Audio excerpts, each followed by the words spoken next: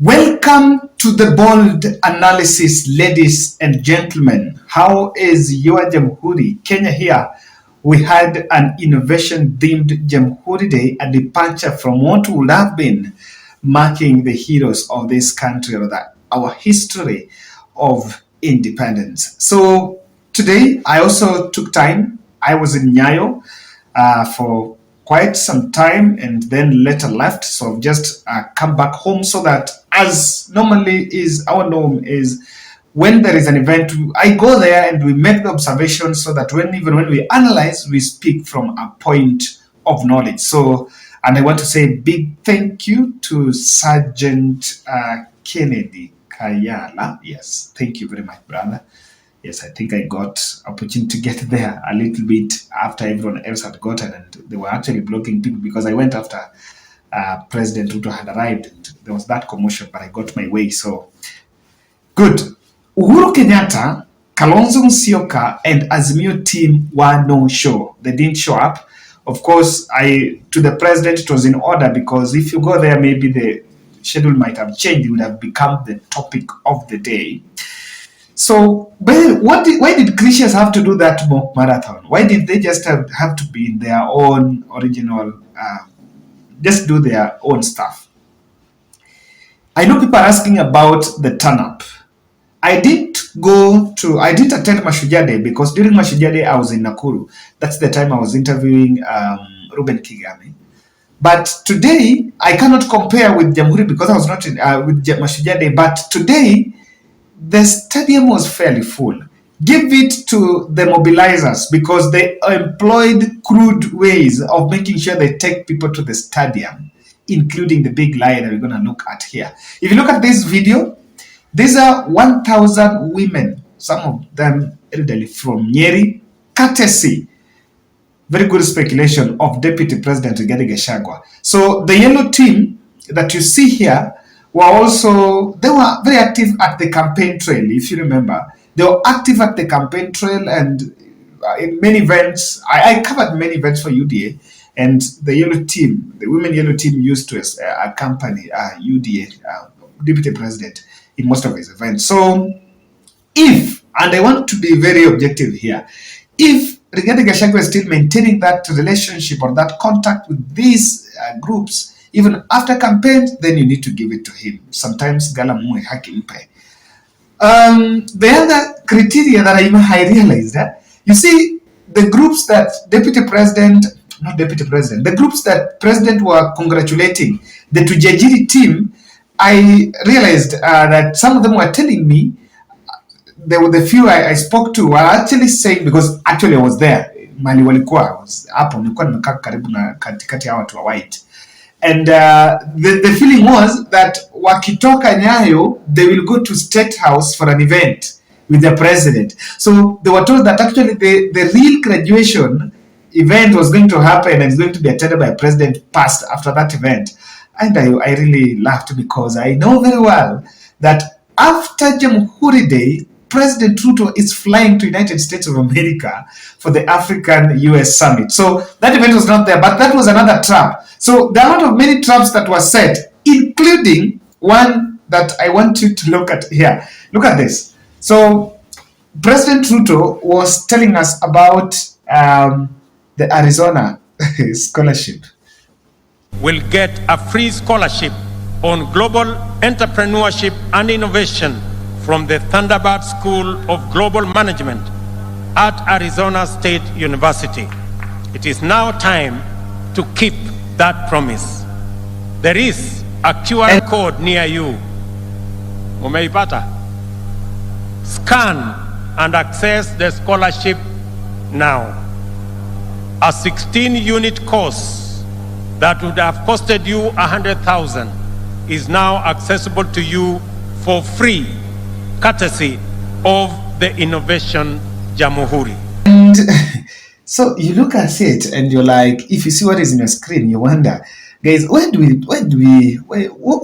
was really the intention of even saying that we have a scholarship? Because personally, I know I didn't go for the scholarship. I need to be very honest. If you, that QR code, ukijaribu, I didn't try when I was there because the screen iko mbali. I don't even know how you're going to maybe scan it. Ukiwa kwa uwanja, hata hakuna internet. Number one, internet iko down, so hata wezi scan ukiwa hapo. So no one successfully managed. Number two, I tried back home. Saizi, maybe I'm not seeing anything. Maybe, I don't know whether the chances have been taken. And so the scholarship was it unlimited? Because over 20,000 people attended it. And okay, what was the catch? Kwa sababu hata wale wa Mwayelo, can't they even take it? You know, I think we did a very big posturing, but it was part of the crowd mobilization. Listening to President Ruto's speech, very glaring inconsistencies, especially because what the president did was just to tell people what they've been doing for the last 3 months. And his speech was full of policy statements and interventions that government has been doing. But the weakest point was that there were inconsistencies in the data that was backing up. And if you're keen, I realized that President mentioned that for the first time, TSC is going to have the highest recruitment. According to TSC, advertised positions are 35,000. Do you know in President Ruto's speech, he spoke about 30,000? And even on that, listen to the way they even struggled on this point of the Ngokuti issue about a point on manufacturing. And I have a feeling that if you fact check well, the biggest problem or the biggest challenge with Ruto's speech writers, I don't know that it's deliberate or it is just by omission, the data is a bit inconsistent. And even Ruto was struggling to make that speech very solid.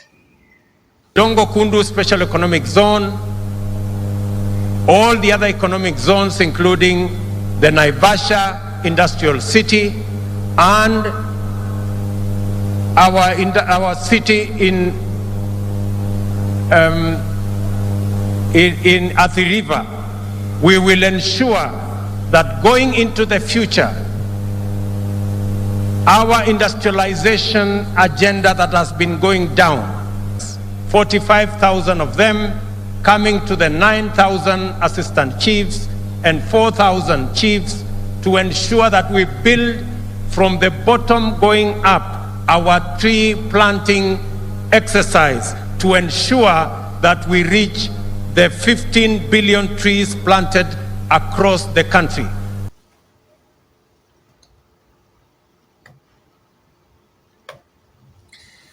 I want to look, if you look at that, you realize that somehow you have give it to them. The credit I took, because it will be so much disheartening if that event will turn to be a replica of the Mashujaa Day and the other one on inauguration, where they will take anti-Uhuru blames and Riggy G is simply getting what we've been saying. He did one of the shortest speeches, and people who advised Riggy G on this, kudos. Yes, that's it. Because when your boss is there, you don't outshine your boss. He gave very short speech and direct, pure, free, out of no political rhetoric, and simply inviting the president. Even though I don't know why the president's speeches sometimes have to be long. I don't know why. But that's to some extent, that's where we are. So, departure from talking about Uhuru Kenyatta this, Uhuru Kenyatta that, is something that really works well. The ICT theme in engaging, or rather, the innovation, Jamhuri innovation theming, personally, I didn't welcome that idea, because we were actually mixing up things. This was Jamhuri Day. Whatever we are dealing with, the innovation and that, we can still get another day. We still have time. But it's a good idea, yes, to blend in with the youth. And my only point is, the good takeaway is monetization of the social media platforms, that of Facebook, Instagram, and TikTok. I'm not active. I only use Facebook, I think. Even Instagram, I'm not active. But these are very good ones. If President can negotiate with these companies so that Kenyans can monetize, Do you know that Kenya, for you to monetize, there are countries like Germany and US where that's unless you are there. So if you have a Facebook page here, you need to make sure that your admin is in UK, or one of the admins is in UK or Germany. Then they can monetize for you from that end. But then that requires a bit of some trust. With the digital space becoming a bit of the next beehive for us, then it's in order. Apart from that, apart from the monetization thing, the others to me look not really. Their stories. Yes, I tried to get something on universal health coverage, and is saying that we are going to store data digitally. And I felt like we did not really address the thing. I did, and I picked that because in this channel I had done an analysis on the health pledge, where President had mentioned in the campaign trail. So that was somewhere in January this year, in a campaign rally in Kirinyaga. I remember very well because I analyzed that video here. That by December everyone should be having NHIF. I know it was futuristic; it's not practical. But addressing universal health coverage by just finding a way of storing data digital, for me, is a departure from the real problem. We did not address the issue of the health. I don't know what's your take, because the biggest challenge in the health is actually financing. And that's why the concept of universal health coverage had really NHIF as one of the biggest pillar. That's what he said about it.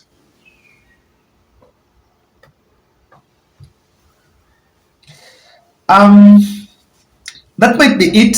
The other aspect that you could also see is President Ruto's speech mirrored Kenya Kwanza footage, and I think he seems to be struggling to defend what they have been doing so far. The Hustler Fund awareness on the mortgages, comparing it to the other commercial loans, and also the cost of living. I've always believed, I think Kenya Kwanza administration or President Ruto should come out and tell Kenyans that the price of unga is not going down today or tomorrow. All these interventions, fertilizer subsidy, the other factors are in it. The GMO is just to supplement our production because we don't produce enough.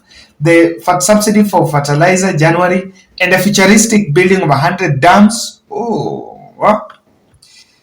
Kwambia bana, hapa sisi tuko tuna shida zetu. I also see President seems to be having pressure of defending his policies. And the best one, the biggest challenge is to address the youth unemployment. How is affordable housing, 40, he's saying about 40,000 units, affordable housing project launched, and is making a disclaimer that 15 counties have joined and so the rest have not. I don't know whether there is a county that has refused.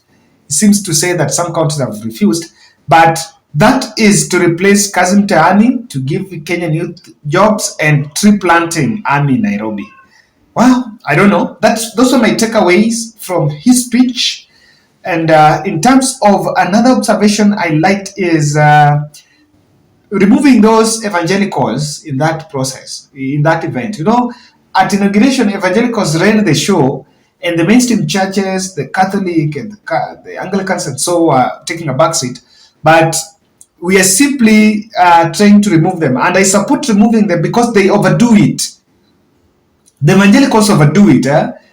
Mpaka wanataka mpaka watu wa praise wafanye nini. They do a lot of stuff.